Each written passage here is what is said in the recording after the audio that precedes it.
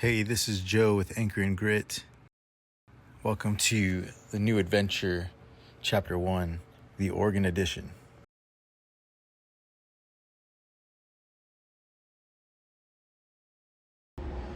Hey, good morning.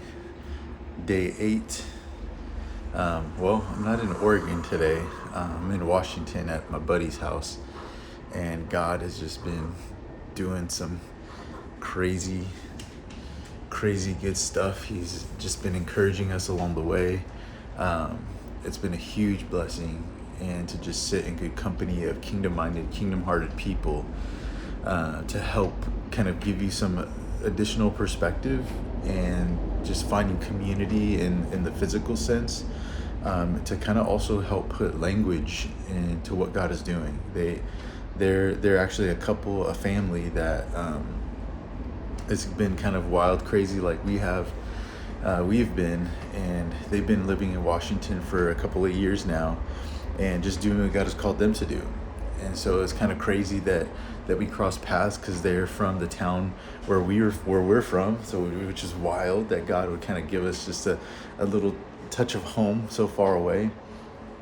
But it's beautiful outside. Dino's kind of chilling out there, but so yeah, it's been amazing. It's raining right now, so it's just really beautiful. About to drink some coffee. But what God did yesterday for us is we were able to pass through Portland, stop and got some really good coffee at a really good coffee joint. I can't remember the name of it right now, but it was amazing. But along the way, just being able to see new things with the kids and being able to experience this new setting and have friends that understand what we're going through, some of the sacrifices that come with saying yes to the Lord.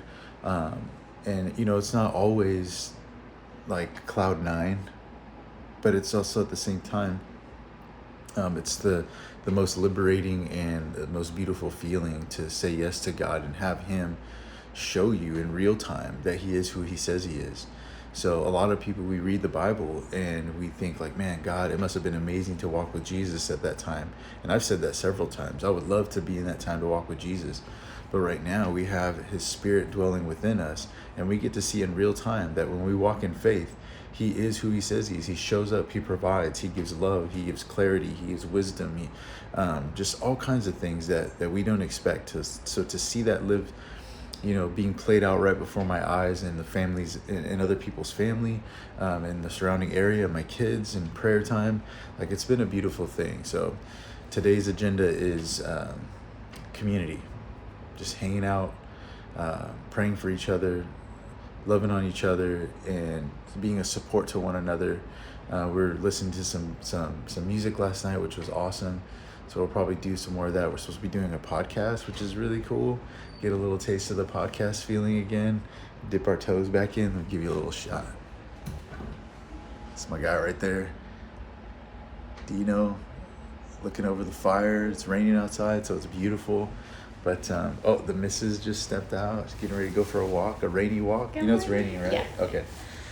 But we love you guys. God bless you guys. A little short encouragement today. Here's my encouragement for you. Find community that understands your heart. Find community that is headed in the direction that you're going.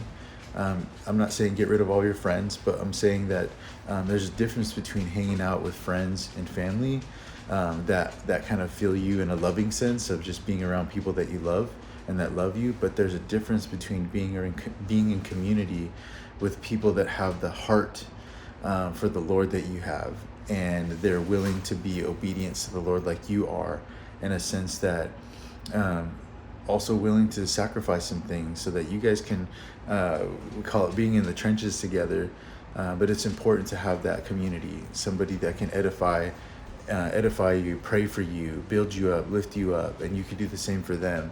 And where two or more are gathered, right? Like, I know that's in the Bible, it's in the context of correction and guidance, but also there's the Spirit of the Lord moves because the Spirit of God is in us.